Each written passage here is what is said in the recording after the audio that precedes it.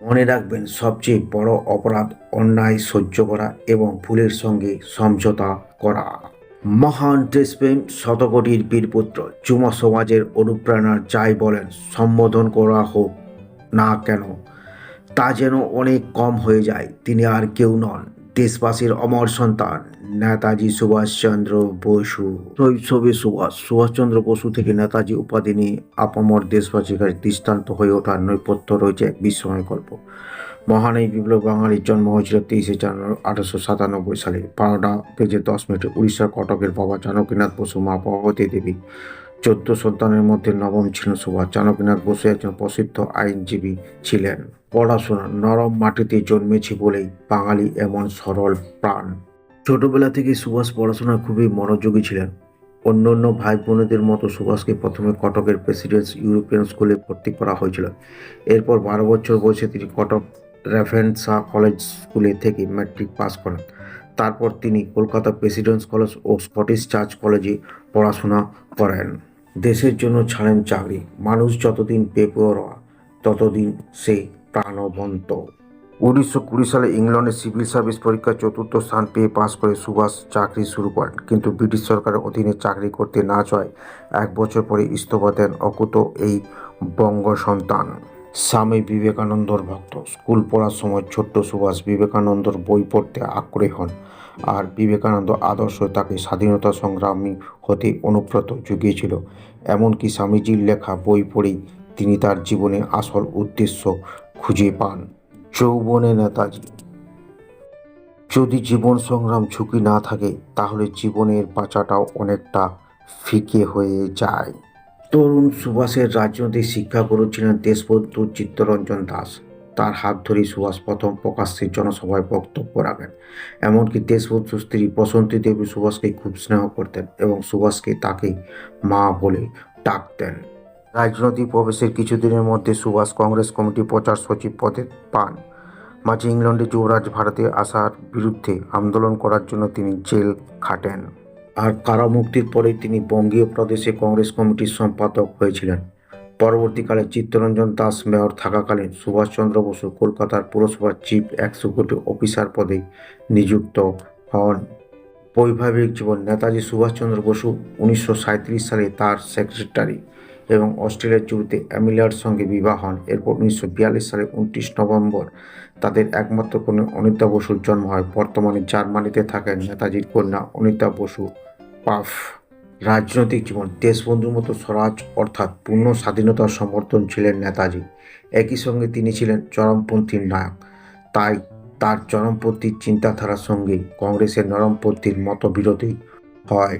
এমনকি কংগ্রেসের সভাপতি নির্বাচন নরমপন্থীরা বিক্ষুব্ধ হলে সুভাষ অসন্তোষ হয়ে কংগ্রেস ত্যাগ করেন। এরপর নেতাজির হাত ধরেই তৈরি হয় ফরওয়ার্ড ব্লক। নতুন দলের হয়ে স্বাধীনতা অর্জনের জন্য দেশবাসীকে নতুনভাবে অনুপ্রাণিত করতে ঝাঁপিয়ে পড়েন সুভাষচন্দ্র বসু। স্বাধীনতা সংগ্রামে অবদান। স্বাধীনতা কেউ দেয় না, ছিনিয়ে নিতে হয়। বিশ্বযুদ্ধ শুরু হওয়ার পর সুভাষের ইংরেজদের বিরুদ্ধে লড়াই আরও জোরদার হতে শুরু করে। ব্রিটিশ সরকারের সঙ্গে আলাপচারিতার মাধ্যমে যে স্বাধীনতা পাওয়া যাবে না তা বুঝে গিয়েছিলেন সুভাষ। তাই তিনি মানুষের একজোট হওয়ার শক্তি এবং অস্ত্রবল জোগাড় করতে বিদেশে পাড়ি দেওয়ার কথা ভাবেন।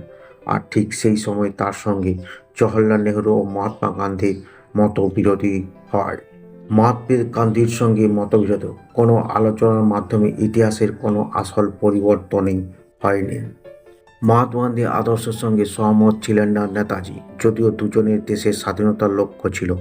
কিন্তু গান্ধীজি যেখানে উদারপন্থী মনোভাব অহিংসা আন্দোলনে বিশ্বাস করতেন, সেখানে ইংরেজদের সঙ্গে বারবার আলাপ আলোচনা এবং অহিংসা প্রতিবাদে স্বাধীনতা আসা সম্ভব নয় বলে মনে করতেন নেতাজি। দেশত্যাগ। ভারত ডাকছে, রক্ত ডাক দিয়েছে রক্তকে। উঠিয়ে দাঁড়িয়ে আমাদের নষ্ট করার মতো সময় নেই। অস্ত্র তোলো, যদি ভগবান চান তাহলে আমরা শহীদের মৃত্যুবরণ করব।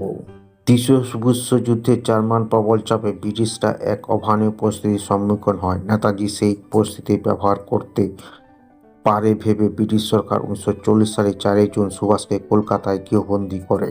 কিন্তু সকলের চোখে ফাঁকি দিয়ে ছদ্মবেশে 1941 সালে 17 জানুয়ারি দেশ ত্যাগ করেন সুভাষচন্দ্র বসু। প্রথমে কাবুল ও তারপর রাশিয়ার মস্কো হয়ে জার্মানি বার্লিনে উপস্থিত হন তিনি। এমনকি নেতাজি নিরুদ্দেশ বলেও খবর রটে যায়, কিন্তু কেউ আন্দাজ করতে পারেনি যে তিনি আসলে আগামী দিনে স্বাধীন সংগ্রামে এক প্রবল ঝড় তুলতে চলেছেন। আজাদ হিন্দ ফৌজ গঠন এবং নেতাজির আখ্যা। তোমরা আমাকে রক্ত দাও, আমি তোমাদের স্বাধীনতা দেব। ব্রিটিশদের সমস্ত চক্রান্তকে পরাস্ত করে নেতাজির কণ্ঠে শোনা গিয়েছিল এক মহান বাণী। 1943 সালে রাসবিহারী বসুর অনুরোধে সুভাষচন্দ্র বসু ডুবোজাহাজে করে জার্মান থেকে জাপানে আসেন, আর সেখানে তিনি আজাদ হিন্দ বাহিনীর দক্ষিণ পূর্ব এশিয়ার সশস্ত্র সংগ্রাম পরিচালনার পূর্ণ দায়িত্ব নেন। এরপর সুভাষ আজাদ হিন্দ বাহিনীর পুনর্গঠন করেন এবং সেনাদের উন্নতি আরও বেশি জোর দেন। আজাদ হিন্দ বাহিনীর সৈন্যরা তাকে নেতাজি আখ্যা ভূষিত করেন। নেতাজি দিল্লি চলো ডাক উদ্ধত হয়ে সেনাবাহিনী। ইতিহাসে ঘটলে দেখা যাবে যে ভারতের স্বাধীনতার পেছনে সবচেয়ে বড় অবদান রয়েছে নেতাজির নেতৃত্বাধীন আজাদ হিন্দ বাহিনীর। 1943 সালে আজাদ হিন্দ নেতাজির নেতৃত্বে ইংরেজের বিরুদ্ধে যুদ্ধ ঘোষণা করেন। ঠিক এর পরের বছর ভারতের কোহিমা ও ইম্ফলের কাছে ব্রিটিশ বাহিনীর সঙ্গে লড়াইয়ের মুখোমুখি হয়েছিল নেতাজির সেনাদল।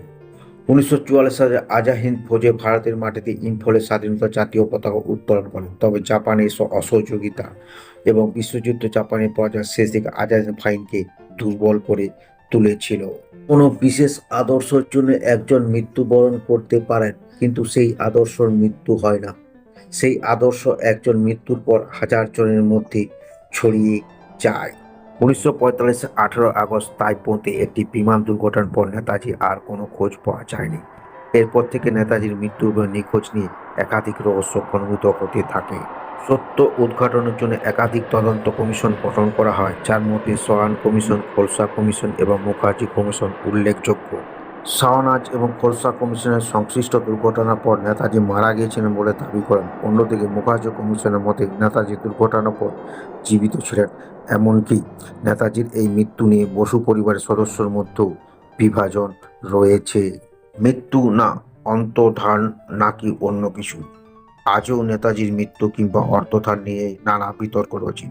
আসলে ভারতের মহান স্বতন্ত্র মনীষীদের মধ্যে নেতাজি ছিলেন একজন, যিনি শুধু অতীতে কিংবা বর্তমানে নয়, ভবিষ্যতের যুব সমাজে তিনি প্রেরণা যোগাবেন। তাই তো দেশবাসী তার মৃত্যুর সংবাদ যেন আজও বিশ্বাস করতে পারে না।